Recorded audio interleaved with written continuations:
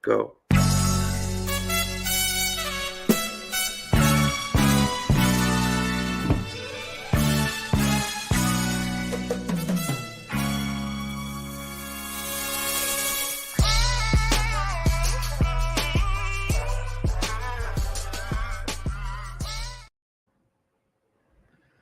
Hey, honeys and hunks.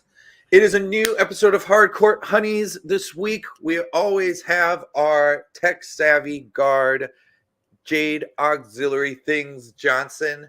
So, Jade, got to ask, basketball intake this week. How are we doing with it? So it was a frustrating / exciting week for me last week. It was exciting because all of the tournament games were finishing up, the final few games. It was frustrating because I lost my fantasy weeks, all of them, because none of my people on my roster were in the tournaments.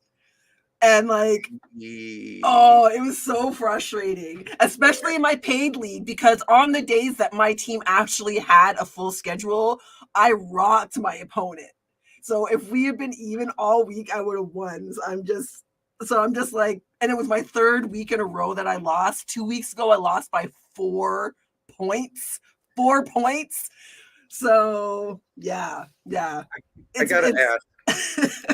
In fantasy, would you prefer to get blown out during a week or lose by like that many where you're just like, literally, if I would have gotten 2 more rebounds and an extra assist the other, I would have won that week? I think it depends on what point in the season it is. Like, if the season's going to be pretty much over for me anyways, I'd rather get blown out. But this early in the season, knowing that I'm still competitive, knowing that I'm only a few points out of having won, I'm still happy about it. Because I know I can hopefully make some tweaks, pick up the right people. Like, I picked up Kobe White at exactly the right time, and he is killing it for me right now. Shush about him, because he might come up later. Oh, right, I forgot we were talking that. The Shy City we'll have a longer discussion a little bit later with it. And I'm sure everyone, you are noticing that the Chucklebot herself, Shay at Shay Watches NBA Vassar, she's not here with us this week. Don't worry, she is safe. Just at this point, the embassy has told us not to speak with her for the safety of us and all other parties involved. So we expect to have it cleared up by next week. We don't know which embassy it is. It is the U.S. embassy, but we do not know for sure which country. It may be Canada. It may be Ecuador. I don't know. But top secret. Talk about it much more. Hopefully, we see Shay next week, just not in some closed-in wooden box. Anywho, so this week we're going to be diving into Zion being the buffest big dude you will ever see. Biggest man-child. And we're going talking about the Lakers' W for the in-season tournament, sadly. What does that kind of mean for the overall franchise? Eastern Conference, we're going to be talking about Knicks and Cavs. They're hovering around, not really getting too far with anything. Who needs to do a move more dire? Pacers, they were shining, killing in the playoff or the play-in tourney. What are we going to see more from them going on? And Chicago, like we were just mentioning real quick, they know they're going to be trading everybody. Who is going to be first, LaVine or DeMar? LaVine you can get more from. DeMar might be a little bit easier to dump for, though. So, and then end off with just our overall in-season tourney reactions for it all. So, okay, so first off, Western Conference, Zion and the Pels. I'm going to ask this straight up with it. Is Zion trying to get his way out of New Orleans by not staying in shape?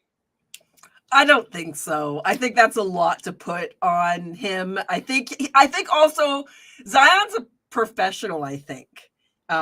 Even in spite of the continued concerns about his weight and his conditioning, which Chuck and Shaq called him out on during the tournament games that the Pelicans played. And I actually just saw Zion's response to that this morning, and I was like, I'm super impressed with him every time he speaks. He's like, He says, if it's coming from a place where they just want me to do better, then fine. But if it's coming from anywhere else, I don't care.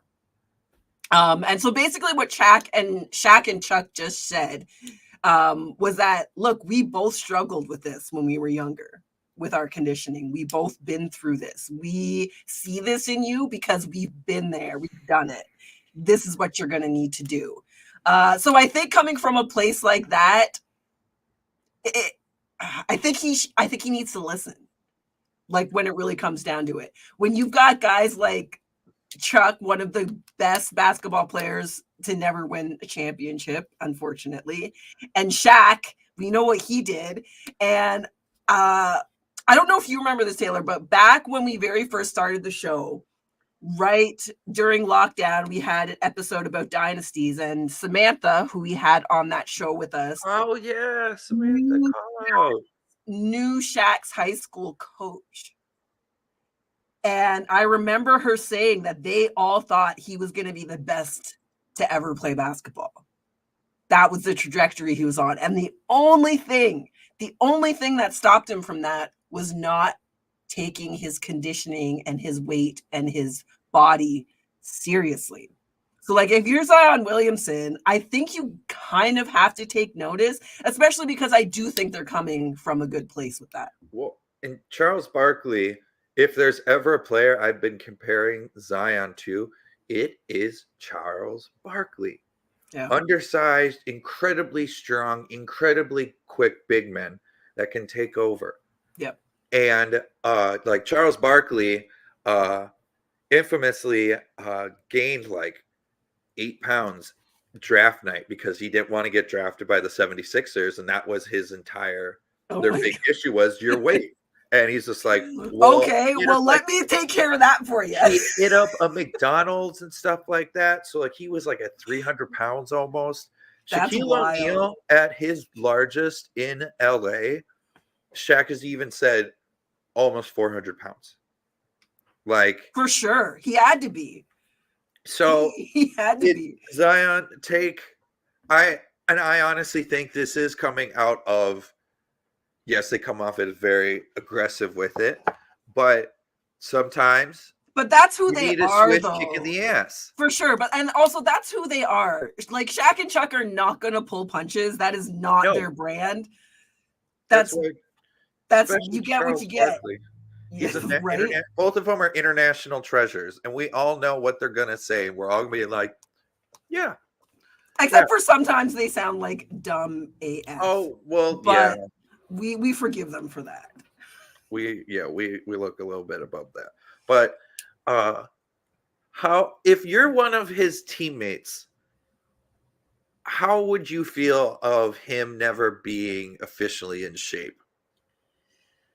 I think I would find it frustrating, but I think as his teammates, it's really important for them to control what they can control, which is themselves, their workouts, their production, their practice, their approach to the game. But like I see where the challenges can come in a locker room when everyone else is doing their best, all the professional things they can do, not eating their favorite foods. Like, let's be real. Lots of these guys in the NBA are foregoing things to make sure they are the best they can be on the floor. And when you have somebody of the caliber of production that Zion is capable of when he is healthy, and knowing that his health is going to be a question, I would find it, I think, a bit frustrating that in the time that he is available, he's not doing everything that he could be doing. Because he's too dominant of a player to be off the court. Stephen A. Smith, once again, I hate agreeing with him. And he, once again, went a little bit more aggressive at him by all of the put downs he had. But he said, you've missed 62% of the games that you could have played in your career. 62. That's so much. You've been in the league for 5 years. Yep. I think now. Yeah. You've been in the league for 5 years. When is it going to be real for you? Mm-hmm. And personally, I mean, you even have people like CJ McCollum. He's coming back from a collapsed lung, and Yeah. he is prepared for it. Yeah. What's Zion's excuse? And see, this is another one of those things where I feel like we don't take our mental health into enough consideration when we're dealing with physical things. Because listen, nobody intentionally sabotages themselves, right? James Harden Self-sabotage. does, but that's a whole other. Well, James Harden, well, yeah. He James Harden's self-sabotages to get his way.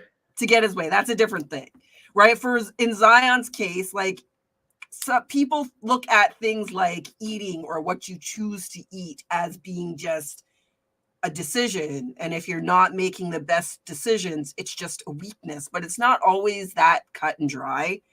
And I have to kind of wonder with Zion, what is the factor that obviously nobody has figured out yet? Otherwise, we wouldn't be having this conversation. What is the factor for him that's going to create that shift? And I think it's a psychological thing, right? Because he's a stand-up guy. He's professional. He's well-spoken. He's smart. He's all those other things. So if those things aren't coming together, then it has to be some other factor. And we have to be willing to look at those things. Do you think Pels have maybe not an unrealistic expectation, but an expectation that is making it tougher for him to accomplish? That's the thing. Like, we all deal with pressure in different ways. And I don't think I've ever had the amount of pressure that Zion Williamson has had ever since he was in high school, like before high school, right? That is constant pressure. Not only is it pressure, a lot of pressure on a young person, it's a developing brain, right? So we look at these athletes as if, oh, they get paid lots of money. It's just part of the gig. They should behave. They should be in shape. They should be blah, blah, blah, blah, blah. But they're people first. So the things that affect all of us as people first affect them first, before their income, before their position, before whatever team they're on. So if we're not looking at that, we're missing the solutions. I think the same thing with the stuff that John Morant's gone on with. We are missing the thing that is affecting them and causing them to make the decisions that they're making. It's not just a matter of weakness or immaturity or that they just don't care. I don't believe that for a second. Do you think the Pels have a solid vet locker room presence to kind of help maybe steer Zion in a different path? I think the Pelicans are what they can be right now. I think they're going to continue to be kind of a middle of the road Western Conference team. It would be different if they were in the Eastern Conference, but that's pretty much true of all the Western Conference teams. But I think it's up to him. It's going to be up to him to decide, look, this is a problem. This is my problem that's affecting my career. Or he's going to be like Shaq and he's never going to deal with it. Because let's be real, Shaq went the direction he did and that was his direction. In Miami, though, Pat Riley did say, you have to lose weight. There's no way around it. He's like, you have to lose weight. And when he got to Miami, he was shredded. Yeah. He was shredded. But when we talk about Miami, right? Miami is the upper echelons of NBA culture. That was a different point of his career too. Where also that he was kind of slipping to being the second in command. Yeah. Because you had Dwayne Wade, who like, he was the one that won finals MVP. Like that was eventually and Shaq accepted it too, is I am this guy's bodyguard. I'm still going to put up stuff, but this is the real guy. You have to get through me, to get to him. So like he lost weight. Then he, of course, I don't know if you ever saw pictures of him in Boston. I don't think I did. Oh, that is an enormous human being. That is an enormous human being. More usual that's one that's like, oh no, you should be a movie character in some kind of fantasy show. Yeah. But Well, speaking of people that used to play for the Lakers, oh, yes. Um, so Lakers, they've won the first ever in-season play-in tournament. Jade, how fitting is Yay. it that the Lakers, one of the most memorable franchises in all of sports, wins the first title in or the first trophy in a new setup for the NBA? I mean, it's whatever. Are we Like, gonna have to put an asterisk by this? Is this them winning gonna no, change no, our no, overall reactions? not even a little bit. Like, I was so excited that we got to the semifinals and there were 3 small market teams and the Lakers, and like, man, I put on that game and I was rooting hard for Indiana. I rooted as hard for Indiana as I have ever rooted for the Raptors to win a game, for them to win that game. And I was just like, by the middle of the third, I think, I was just like, yeah, this isn't gonna happen. this isn't gonna happen. I could only watch the game so much at work because I was just like, this is frustrating because it was just Also, Halliburton. No. talking about frustrating, I'm going to come back to Halliburton too, because I think that's that he's important. Eastern Conference. We got to talk. Yeah, we will talk about that. But the court. Like, I know I said I wasn't going to talk about it anymore. I know I said that. it needs to be but talked about though. That was But then horrific. they unveiled the courts for the tournament, which I hadn't seen when we did the show last week, and I said I wasn't going to talk about it anymore. And I'm just like, it hurt the eyes. And not only did it hurt the eyes, it was difficult to follow the players on that floor. Like, I had a really hard time making out who was who, trying to figure out like it was just, listen, it is design 101, okay? Basically all they did was take the blue and the red from the logo and make it the whole court. The reason the red, white, and blue works on the logo, 2 things. One, it is a small scale. The red and blue like that on the logo works because it's a small scale. But number 2, not only is it a small scale, by percentage, most of the logo is white. Not blue, not red. You got the logo in the middle, nickname, obviously, and a white border. Jerry, and then the white border. So that makes that little NBA logo, percentage-wise, more white than red, more white than blue. That's why it works. And I know this is not a design show, but I do some design, and it just, I can't believe that's what we ended up with. I can't believe that's what we ended up with. It's so frustrating. I wish they would have had do you remember the NBA Finals a handful of years ago where it had like the trophy on it, had like the fancy writing, the cursive writing on the center court? Yeah. Bring that back, NBA, of like all courts I've ever seen over the years. That one just seems so classic. Classy. Know Yes. that one with the new in-season play. But here's the thing. I wouldn't maybe go that far because I like the idea of them trying to make it new. Separate? New, like a little bit, like I get wanting to have the little bit of flash, the little bit of like, this is a new separation thing. Of church and state. Got right. It. But it needs to be done properly. Like, you gotta, like, did nobody, here's the other thing. It's obvious across the tournament that nobody sat down and went, okay, we have no idea what the visiting jerseys are going to look like. We know what the home team jersey is going to look like, and we can match those. We designed those to go together, but we have no idea what the visiting jersey is going to look like. Some of those games, the visiting team got lost in the floor. Like, you almost couldn't even follow them. You couldn't follow the ball. Like, come on, guys. It reminded me of a created court on 2K. Yes. You know what I want to see for next season? I want them to pick a neutral color for most of the floor and do your flashy bits around the court, around the outsides, in the key, in the 3-point line, something within the 3-point arc, and not like, it doesn't have to be the whole court. from inside the 3-point line, Yep. do your cool stuff. Yeah. The rest of the court, yeah, maybe do a duller color, maybe make it gray.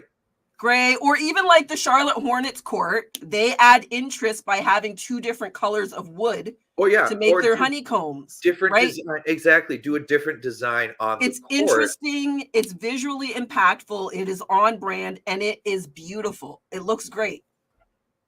No, yeah. So you know what? Lakers won on a terrible court. So on a terrible court. I'll take that away from them. On a terrible court. But when Lakers put this, I'm assuming they're going to get a banner for it. If you're they're making a banner right now. Apparently, they get to make their own. They're going to make it different than the championship banners. Say you're a diehard Lakers fan. Do you care about this at all? Based on the interactions I've had with diehard Lakers fans, yes, they care. I wonder how they would react. They care a lot. They care a lot. I want to know what they'd like. What would happen if they lost? You know what I think would happen? It's just the in-season tournament. It doesn't matter. That's exactly what. That's what. Wait till the playoffs. In fairness to Lakers fans, I think a lot of fan bases would have. No, 1,000%. Anything the Timberwolves win, anything. I'm proud when I see that we're number 1 in our division. 0304, baby. So one thing that we have up in that and a jersey retired, but we don't even have the Lynx who've won 4 titles. We don't even have them in the rafters. Really? No, now that I think of it, we do. Okay. We do. I was about to call like flag on the play, guys. No. Pretty sure. Grant, speaking of them, we have 3 of our former players that were like part of our dynasty up for Hall of Fame contention this year. One of them I think will make it, actually. First ballot, yep. Yeah, Maya Moore, I think she will, just because she actually semi-retired so she could focus on humanitarian work through and like inner cities or something like that. So she was just like, I have the means and power to help out my community. I'm going to go do that for a year. I'm going to do that. And then the Lynx, we were like, chill. This is an area that's trying to fix our community real bad. And that's what you want to do. Cool. Yep. We're going to let you do that. But WNBA has nothing with the NBA, at least right now, since those seasons are not together. So we hate talking about the Lakers. But you know who we do love talking about? We love talking about our own home teams. Ooh, we really like talking about our own home team. So, Jade, throw it over to you. All right. So we're going to start with Shay's Nets this week just because Shay's not with us. So we're going to get a little out of the way. She had another good week with her predictions. Predicted wins against the Hawks and the Wizards.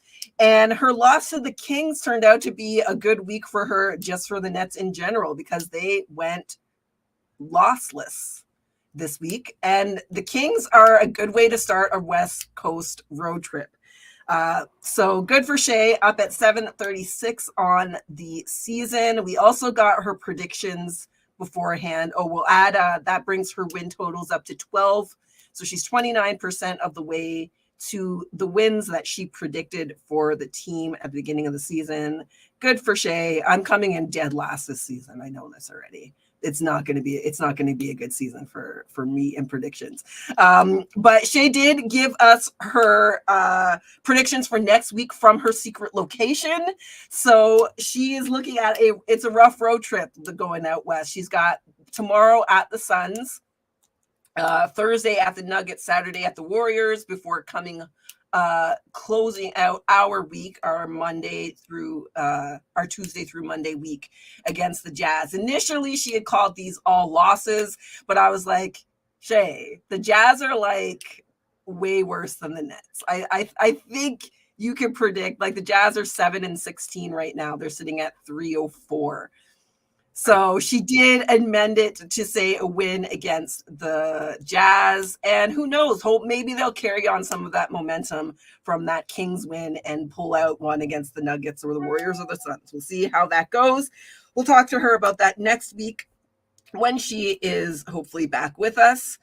We'll go on to the other confusing, awful, terrible situation, which is my Toronto Raptors right now. Such frustrating team to watch right now. And Taylor, I know you've been here. I've been here with the Raptors before. They have like these flashes of really great play and then it's gone. And I just want to talk a little bit about what I think needs to happen, because there's a big debate going on amongst Raptors fans, especially on Raptors Twitter and a little bit on Reddit, saying Dennis Schroeder needs to play off the bench and Gary Trent Jr. needs to start. So I just want to address that.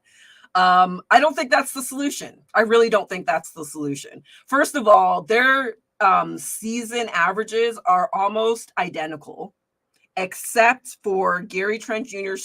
has been shooting a better 3-point percentage, and Dennis Schroeder gets more assists. But here is the reason why you can't pull Dennis Schroeder off the bench. You signed him as a free agent because you told him he was going to be your starting point guard.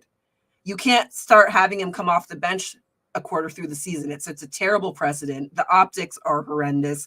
Sorry, that part of the business exists, Raptors fans. The optics part of the business, the politics part of the business. We don't love that part of the business, but reality doesn't care about our feelings. This is part of the game, is doing this thing. Here's the bigger reason why it doesn't matter whether Schroeder or Gary Trent Jr. plays off the bench. And that is because what actually needs to happen with the Raptors is there needs to be a switch in roles. Dennis should not be running the offense when Scotty Barnes is on the floor. Plain and simple. Scotty Barnes plays basketball 2 steps ahead of the play, a lot like Nikola Jokic, a lot like Luka Doncic. Obviously, he's not at that level at that age, but his vision, his ability to predict what's about to happen is there. So what I want to see happen with the Raptors is that when Scotty is on the floor, the offense runs through him, just like the Denver Nuggets. Jamal Murray is an incredible point guard, but Jokic runs that offense, and everybody knows it. That's what needs to happen with the Raptors. I don't care if it's Gary Trent Jr. or Dennis Schroeder starting along with Scotty. As long as when Scotty's on the floor, Scotty runs the offense. The offense runs through him. When Scotty's resting and Dennis is on the floor, Dennis can have it. But like, I understand that Darko Rajakovic brought Dennis Schroeder because of their history, and he has said to Dennis, I don't understand why you haven't been given the chance to run an NBA team. I think you're capable. That's awesome. I get that. But as the team is constructed right now, we need Scotty to run the offense. It's that simple. And that would free up Dennis to have less pressure on his 3-point shooting, which is much worse this season than it was last season, which is always frustrating. Toronto is where shooters go to die, I swear. Ever since Danny Green. I was just about to say, ever since Danny Boy over there. He's not even the only one. We signed Matt Thomas, who was playing internationally. He's American. He's playing internationally. He was described as the best 3-point shooter not playing in the NBA when we signed him. He couldn't find his shot either. Like, I don't know what it is in Toronto right now, but we need to figure that out more than we need to figure out our personnel, because we keep bringing in the right pieces as far as shooting goes, and then the shooting never materializes or it disappears, as in the case of Danny Green. So that is my Raptors rant for this week. I'm really frustrated to be a Raptors fan right now, because we used to have such the highest level basketball IQ fans, and then we won a championship. And it's not the same. It's just not the same to be a Raptor. We are Toronto. Raptors now are part of Toronto sports, and there's a different angle that Toronto sports fans come at than what it was when we were Raptors fans, because we loved the Raptors regardless of how bad they were. I think the fan base that comes with Drake also affects it. I mean, Drake's been part of the Raptors. Yeah, but not everyone was seeing him on the court side until just recently. No, just it's been 10 years, man. Well, just think about how Taylor Swift bringing her own fan base to watching NFL games.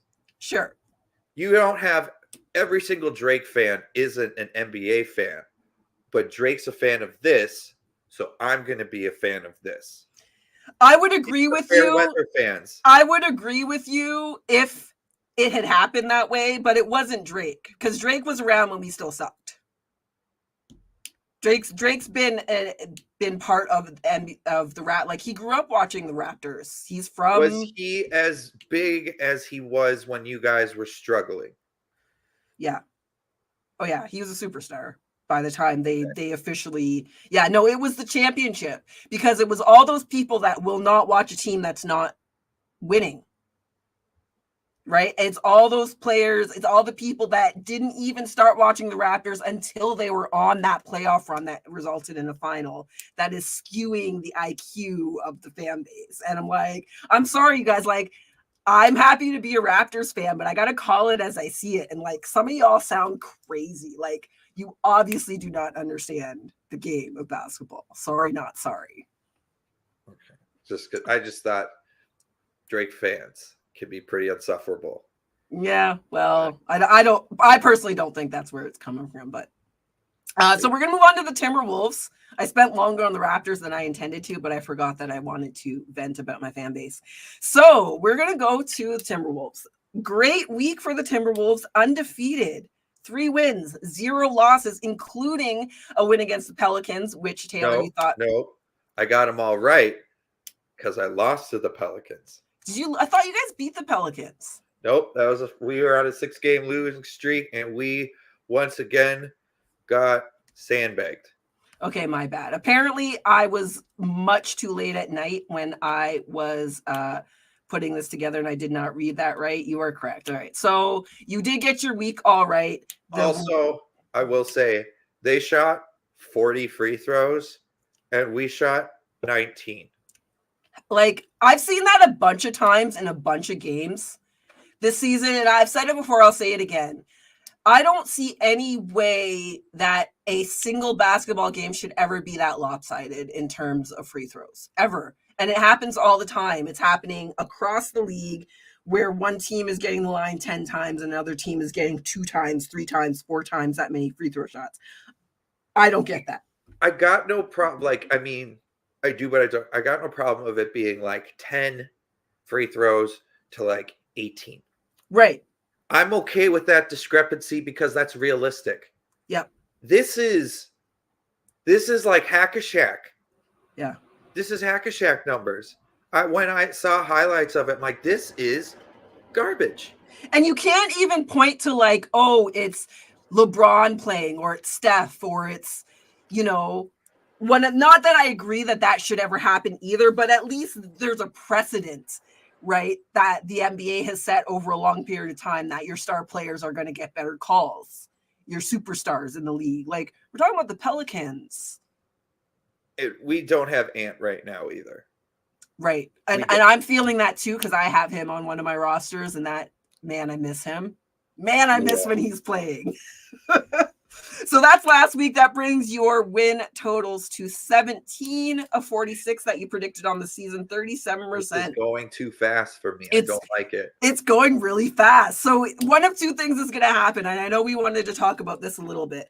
One of 2 things is going to happen. Either they're going to peak and they're going to go on like, lose 8 of their next 10 games, losing streak kind of thing. And I almost feel like, Taylor, at this point, you would be relieved if that happens, because it would feel reasonable. Because we drop down in the rankings, right? And then we wouldn't have the expectations of now, can they hold it up? Can they keep drop going down and just like hover around? And I know we're a playoff team that people don't want to play. Nuggets said last year, they hated playing us. Yep. Because we had the 2 bigs of Cat and Rudy, and they are playing so well. When you look at the defensive net rating for big men, Rudy's 1, Cat's 2, which Cat has been known for very weak defense.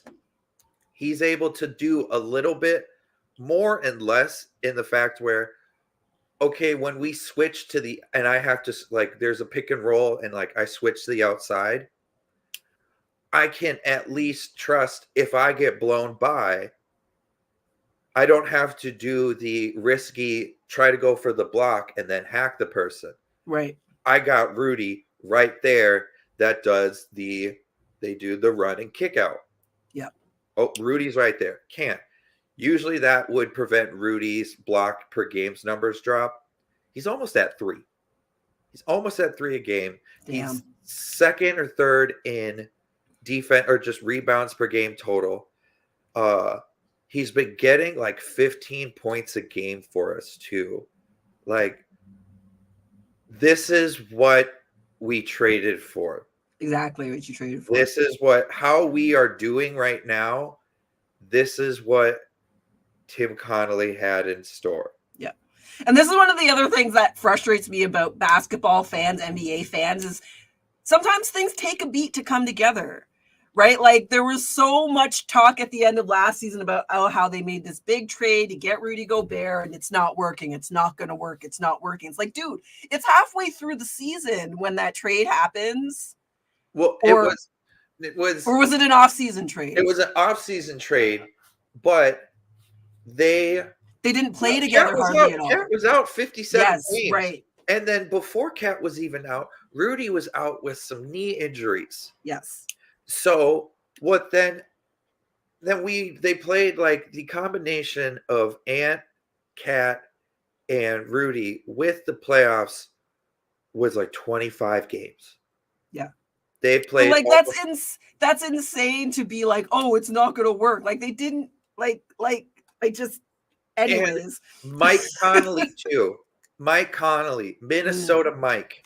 He has been the point guard that this team has been looking for the past decade. Yes, Pat Bev taught Ant how to get that dog out of him and how to like kind of control it. Right. So Connolly, let's talk about your week coming up then. Oh yeah. And then we're going to talk a little bit beyond that because you guys have a challenging schedule ahead. 16 games is the weakest team is the Pelicans. Yeah. That is the weakest team. And even the Pelicans are not playing terrible basketball right now. Exactly. So let's start with this week. You've got at Mavs, home to the Pacers, and then at the Heat. What kind of schedule is this? I'm sorry. Like, every time we do this every week, my brain in my head is picturing the geography of the United States and going, okay, Dallas, Indiana, or Dallas, home in Minnesota, and then down to Miami. Like, what? How about you make away in Dallas and then home at Pacers, home in Miami with Miami. Right. And change your away game to in Miami to a time that makes sense. Maybe when you're playing Orlando. Maybe make that like a weekend game where it's like at 2:00 or something. Yeah, the schedule. And I know I've been saying this, but I will do it when I need to find a database that just lists what the injuries are for a whole season for a team, because I really think that the increase in travel has had a negative effect on the amount of injuries. I think they went up when a human being stopped being responsible for the NBA schedule.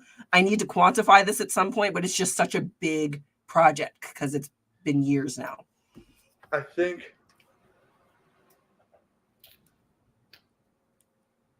we can win all 3.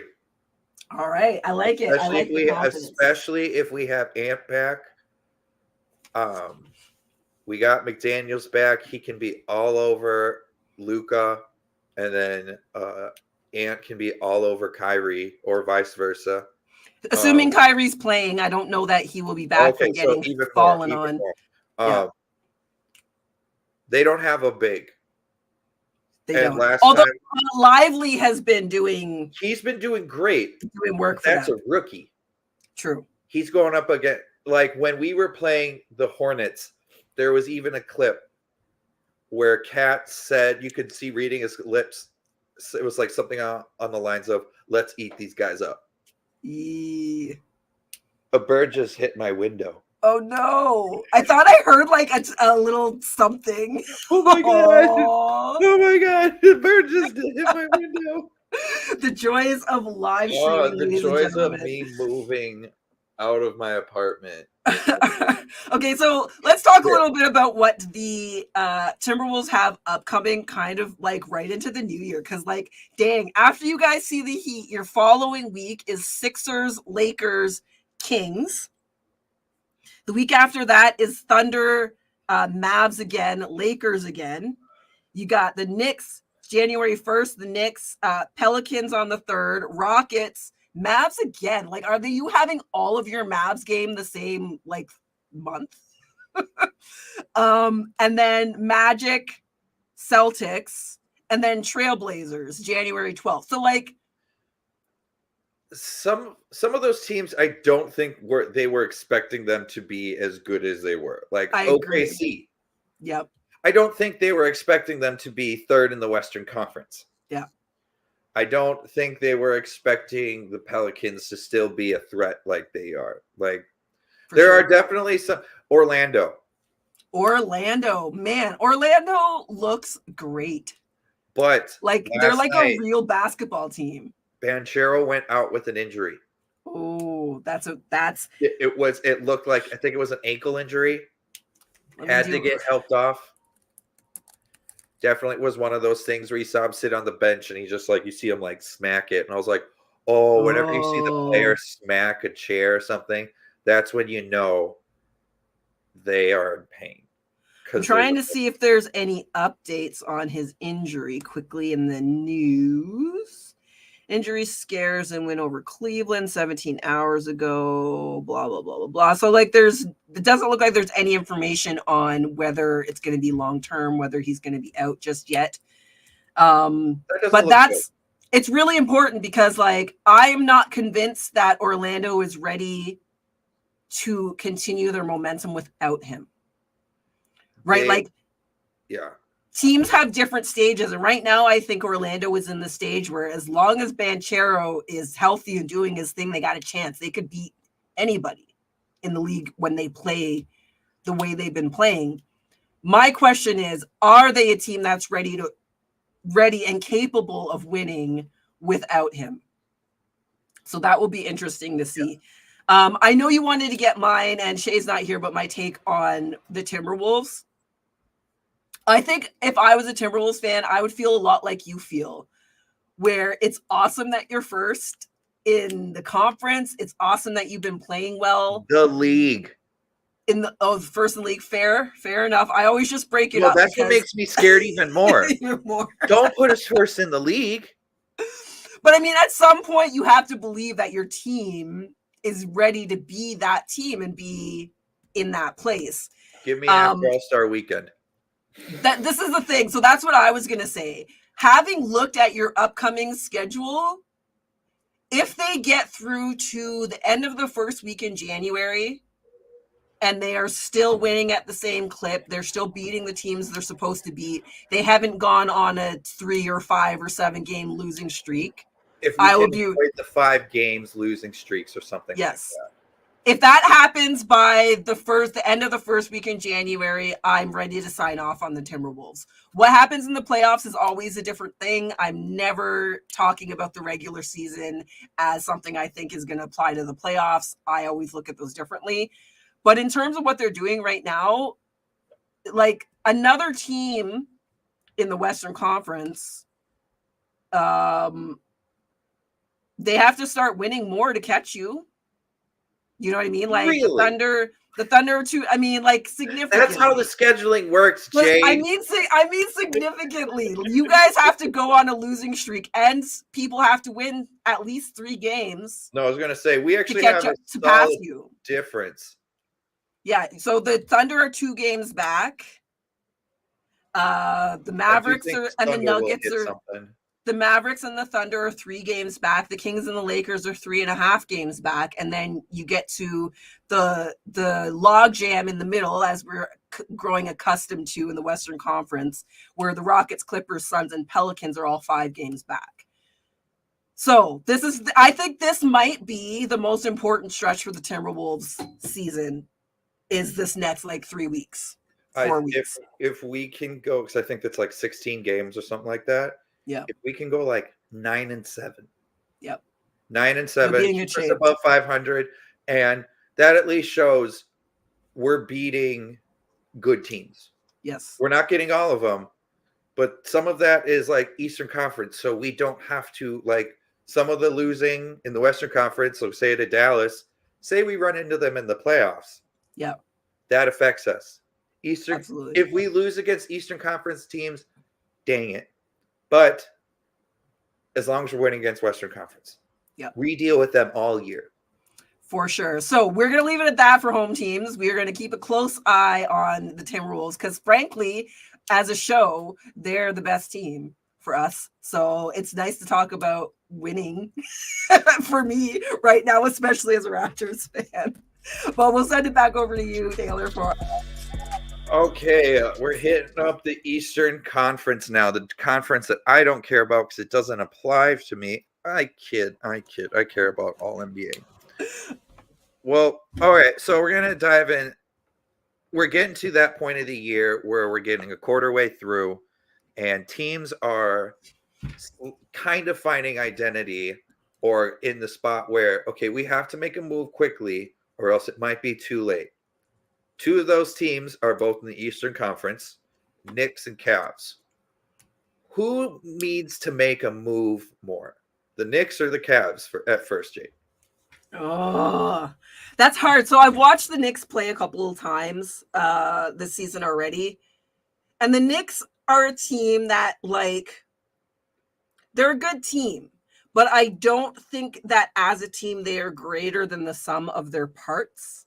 And I think for them to be super successful, they need to be. The Cavs also need to be. Yeah, I just don't know who they move. That's the thing in terms of the Knicks and the Cavs. Is there a right move for them right now? I don't know that I'm convinced that there is, because I don't know what their issue exactly is. I know New York, Thibodeau. Like, I couldn't have guessed you were going to say that. Thibodeau. Just so the Cavs, one of the things that they've been eyeing the most, I haven't seen too many trade ideas for Darius Garland. I've seen pretty much every kind of trade for Donovan Mitchell. See, and I find that counterintuitive. I think you know exactly what you're getting with Donovan Mitchell, and he's fitting there well. I say you move Darius Garland, hopefully get him in a position where he can spread his wings a bit. Because honestly, I think playing behind Donovan Mitchell is not doing him any favors. As a basketball player, as for his numbers, for anything. I don't think it's the right fit for him.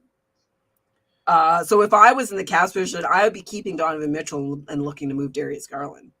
Well, do you think the idea of Darius Garland still being in the age range of some of their other key pieces like Evan Mobley, Jarrett Allen, Karis LeVert, Josh Okoro, is this, I think that's his last, I think it's first name. Yep. Is that why you would, the possibility of getting rid of Donovan Mitchell before, say, Garland or some of the other ones? Does that have any kind of leeway or kind of throw another thing into the pot of ideas? I definitely appreciate the idea of that. I don't think it's the right way to go per se. I'm just looking at his stats. So like in the 33.7 minutes, he's averaging 20 and a half points. He's shooting 47% from the field, 32 from three, 2 rebounds, 6 assists, and a steal and a half. So like not too shabby, really. But I think that's significantly below his ceiling as a player. And I think if he was on somewhere else, I think you move Darius Garland for someone who fits to play a number 2 role. I think Darius Garland should be playing a number 1 role somewhere. Trying to think where that could work. Wizards. I'd take him in Toronto True. in a heartbeat. I And mean, let's be real. I think there's trades coming for Toronto. I think I was going to say, I can see Masai putting his fingers and stuff. I think it's time. You just hope he's not talking to Utah, because that means he's talking to Danny. Yeah. But whenever I hear my team is talking with Danny Ainge, this is from experience with both the Kevin Garnett trade and as much as this Rudy trade is changing a little bit, still that one. Like, because I don't know if Tim Connolly think it worked out as well as it has right now. I think for me, Masai is the only executive that I'm not worried about talking to Danny Ainge.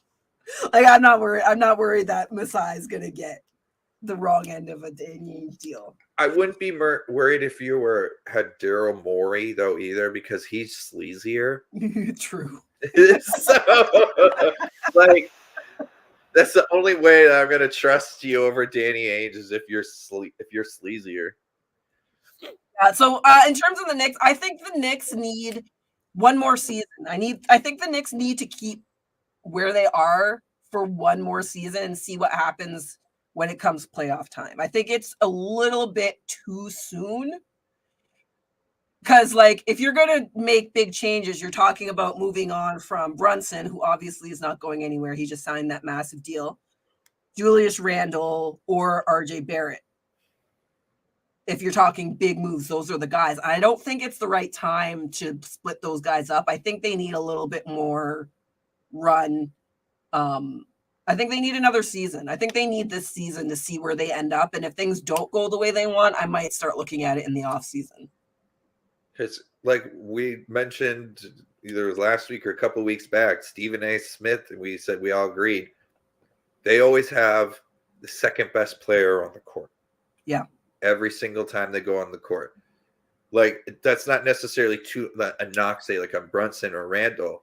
No. But when I think about every team when they go on the court, like Wizards. There's one person better on the other team. The Wizards are the only team that I can think of that New York has better players.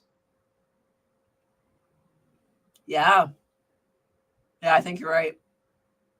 So that would be the only team that I could see them being the better. I mean, no matter what, they're still going to be a better team than Charlotte. But no. Yeah, but that's a low bar to clear right now. I know that is a very low bar. Although the Pistons bar is lower. What's it, 20 losses in a row for the Pistons right now? Oh, don't worry. We have some things talking about that a little bit later. Oh, just Pistons. Be patient. But, I'm so sad. Well, I want to flip. I want to talk about a team that's been doing real well, especially of late. The Indiana Pacers. So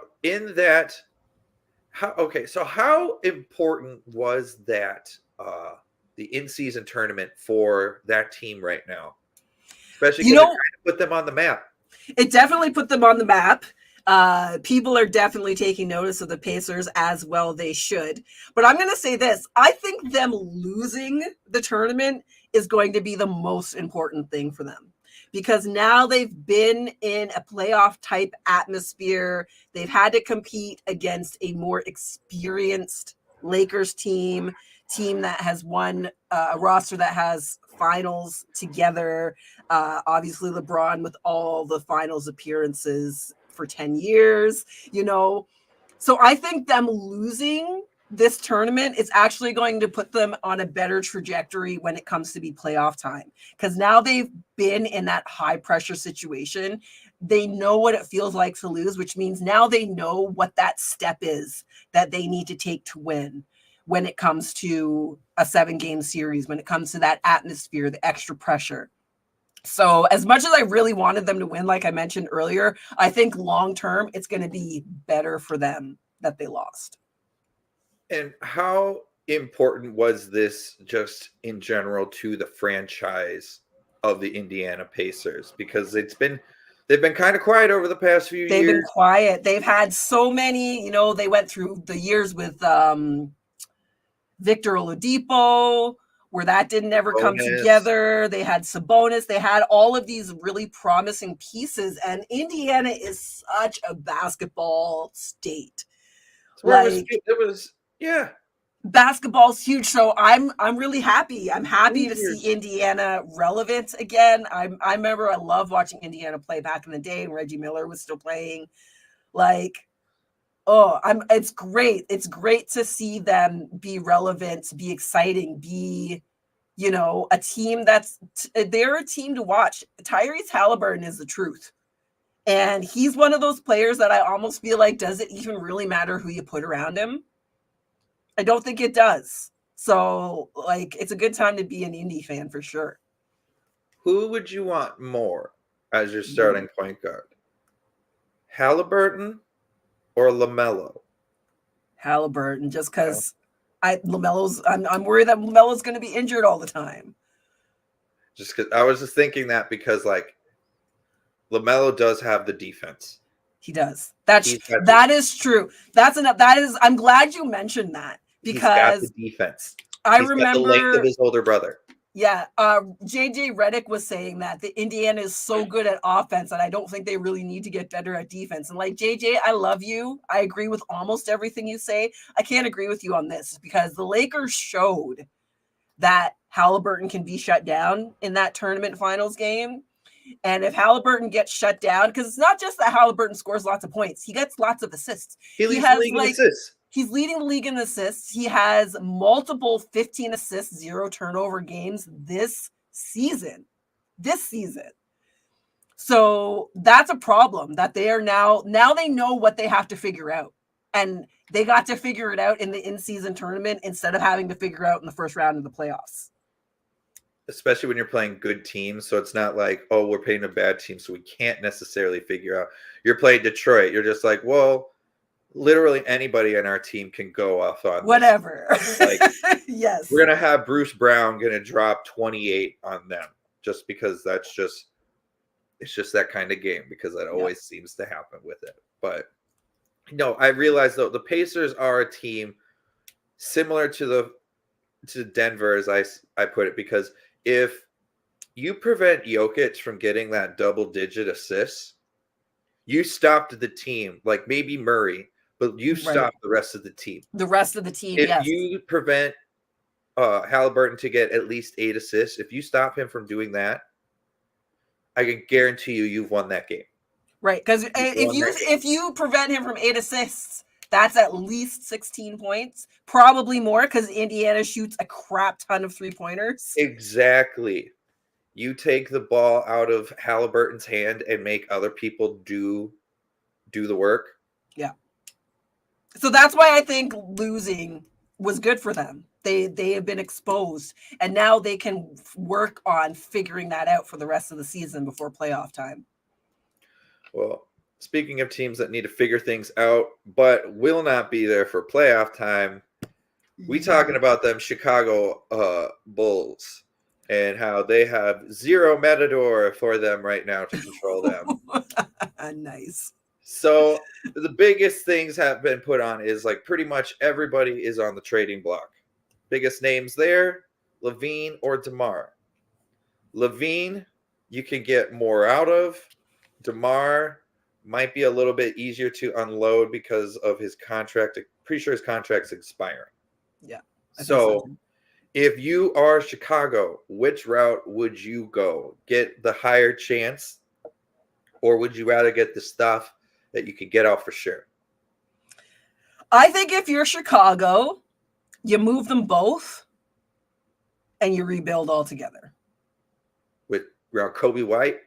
With Kobe White. There we go. Franchise. That's what I like. LaVine's been there for a hot minute, and the team has not coalesced around him. DeMar was never going to be that guy. We knew that, we all have a soft spot for DeMar as Raptors fans. Of course, we love DeMar. But those of us who are realistic know DeMar was never going to be the guy that get us through playoffs to a finals. He's not that dude. And that's okay. It's not a criticism or anything. Just like not everybody can be that person. And DeMar is not one of those people. I don't know that LaVine is one of those people. Nope. So you need that guy. So it's either a matter of trading for him, drafting him, but either way, I don't think DeMar gets signed again in Chicago if he is indeed on an expiring contract. He will be somewhere else in free agency, or they're going to trade him at the deadline. That reminds me of a question I want to ask you before we move on, but I'll talk about LaVine first. LaVine is another one of those players who he's not going to be that guy for you. He's not going to be the person that puts a team on his shoulders and psychologically, spiritually is the person that moves the team forward. He is going to get the production on the floor, which absolutely you need, but he's not that dude. I don't see that. I have to start making a caveat about how young these guys are because I'm so much older than all the NBA players now. I have to remember that some of them are still really young and they could still grow into that. DeMar, not so much. No. But I think there's a chance with that with LaVine still, but I don't think Chicago's the right place. My thing with those LaVine is you're in your 7th year now. Yeah. That's veteran. That's veteran territory. I'm thinking about the trio that we had here of Cat, LaVine, and Wiggins. No one thought that Cat was going to have the one of. Granted, Wiggins had has the ring and stuff like that, but when you just look kind of overall time, so Cat's the one, which isn't saying much really. Personally has had, or for their own personal games, he's had the most success. Yeah. Even though he's the one that's gotten some of the most criticism. Mm-hmm. LaVine, once he left for Chicago, guy's a bucket, but he's kind of fallen off. Yeah.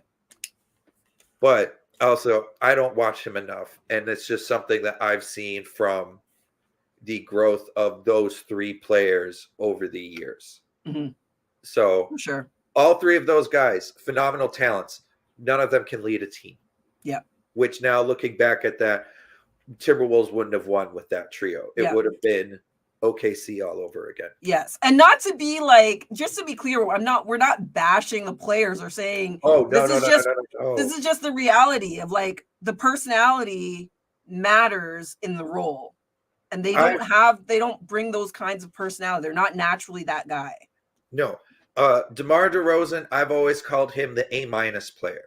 Yeah. Every year you're going to get him like 20. You're going to get 20 points a game. You're going to get some game winners. You're going to get some real vet moments. You're going to get crazy mid-range game. Yes, you're going to have those. You're still going to have great time with him.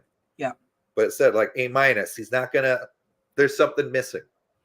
Right. And you know what it is missing with DeMar that I always thought, like when I think about players that have that drive, he is emotional, but I don't know that he knows how to direct that emotion into winning. It just affects his game. Whereas you think of players like, I think of Kobe all the time. Kobe was emotional too, but he was able to singularly focus that into winning. That's all that it was good. All the emotion was good for was to fuel his win. And that's not a thing that everybody can do. No. Even DeMar in San Antonio. San Antonio, yes, also had like LaMarcus Aldridge, but he was also one of those like A- players. Yeah. They're going to see them. You're going to get like a full season out of them. He's going to give you 20 and 10, 18 and 10, but he'll help lead to the playoffs. Yeah. But he can't be the person you're relying on when you get there. He can't be the person you rely on. They had that with Brandon Roy.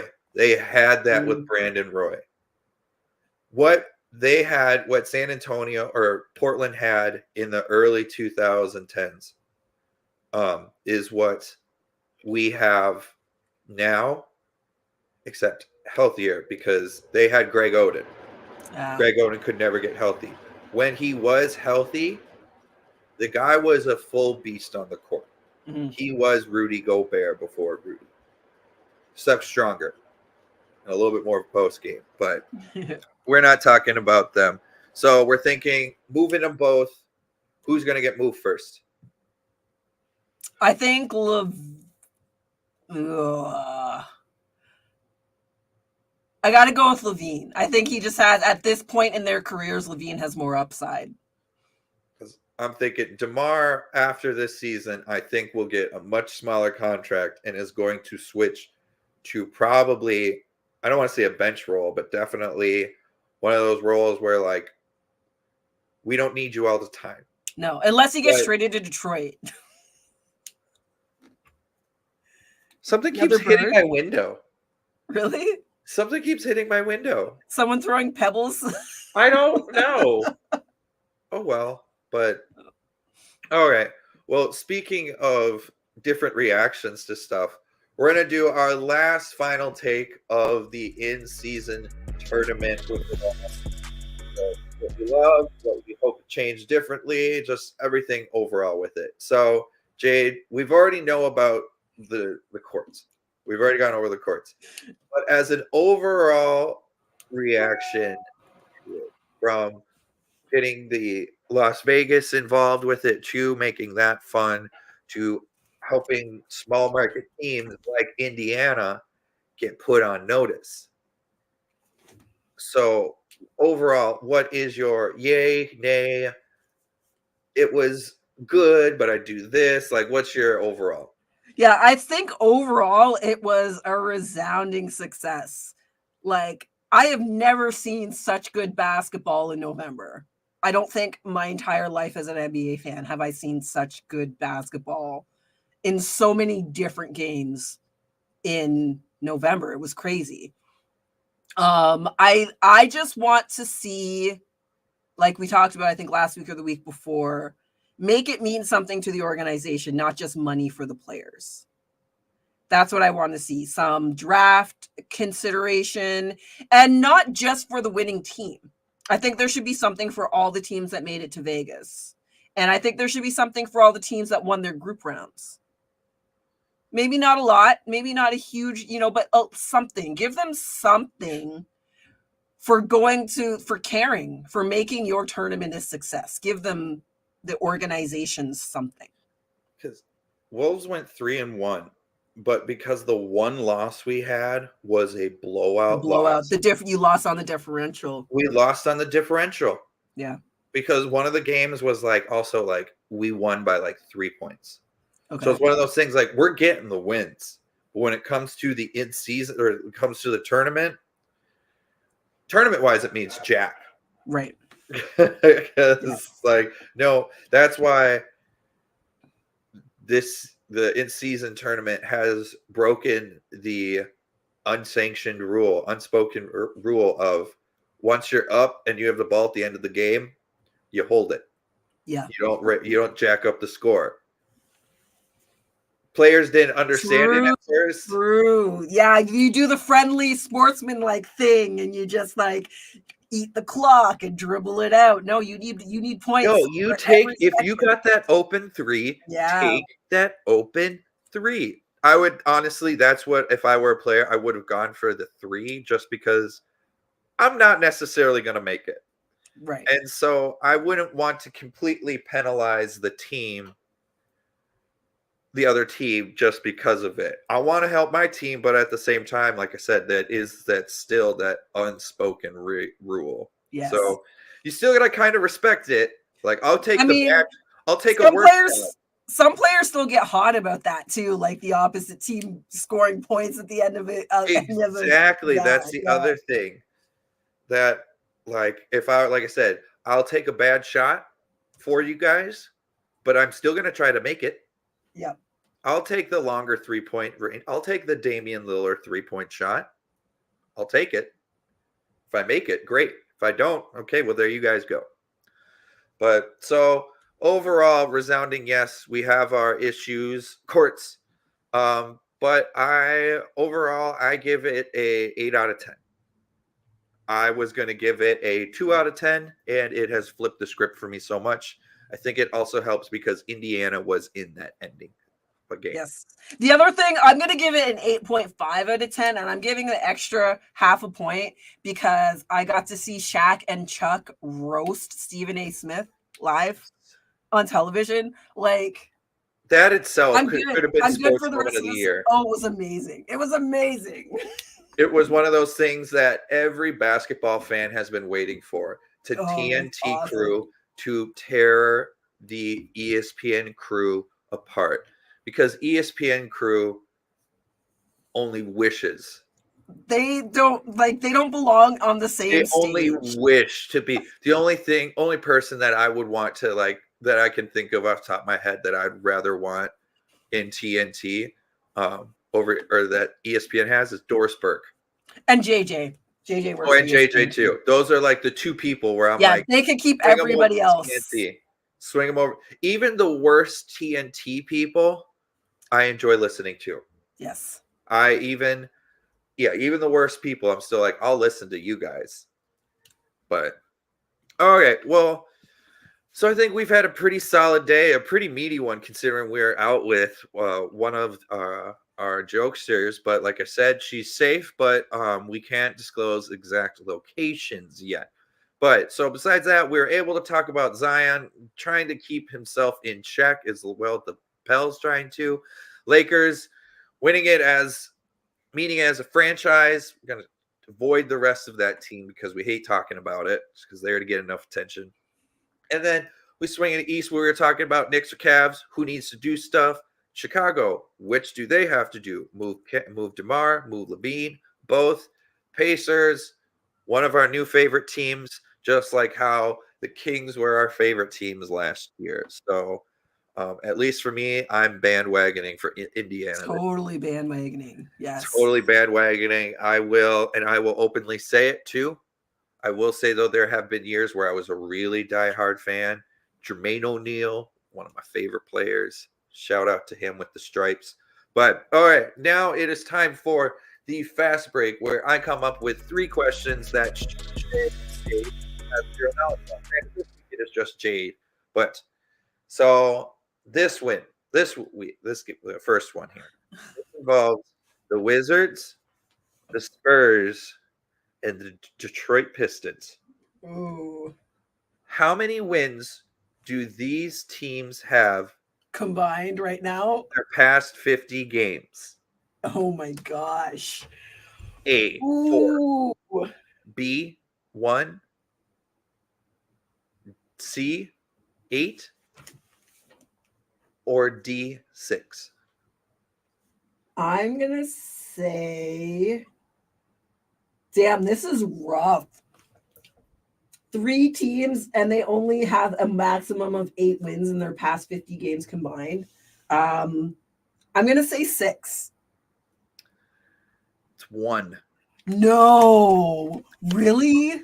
Oh my god. San Antonio is on a losing streak of over 17. Detroit has been Lost 20 in a row. Like, yep. And then Wizards. Damn. Yeah. All right. Another Pacers thing. So you have Obi Toppin, Jalen Smith, Halliburton, and Aaron Nesmith. What do these Pacers players have in common? A, came from the same state. B, same college conference. C, same lottery draft year. Or D, former players from a same team at one point. I'm going to say same college conference. It is same draft class. I did not know that. And also, this is same lottery draft class. So 2020, Obi was 8th. Jalen Smith was 10th from the Suns. Obi was from New York. Tyrese from Kings. And then Aaron Nesmith from Boston at 14. That's a lot of players to have from the same draft class on the same team. And that's the team they're building around. All the same age, all coming up at the same time. Yep. Yeah, the Pacers are going to be a problem. Pacers are going to be a big problem. Okay, so last question. So got a new trophy this year. Yeah, I care about the Larry O'Brien trophy at the end of the year. So, how expensive was last year's Larry O'Brien trophy cost? A, 13.5 thousand. B, 15.3 thousand. C, 11.7 thousand. Or D, 12.6. I'm gonna say 15. I'm going all the way to the top. 13. Damn it. I was gonna say that first. No, the sweep. I literally changed my mind at the last second. How do you think those questions were this week? Those are good. They're good. They're very interesting. Give us a little bit of stuff we wouldn't otherwise think about. I find that really interesting with Indiana. That's a really good position they've got themselves in right now. I was gonna do how expensive are the rings, and that one though varied. Yeah, from like 50 to like 120, depending on which team it was. Which team? Yeah, I know for a fact that Kyle Lowry specifically said this is going to be the most expensive championship ring when the Raptors won, and yeah, they went in. I'm sure. Well, okay. Well, I think we did a solid job at making moving things along without Shea this week. My computer's about to die soon, so I think it's also the perfect time then for us to be skedaddling out for today. It's been a blast for making content. We'll see you next week. Bye. Bye.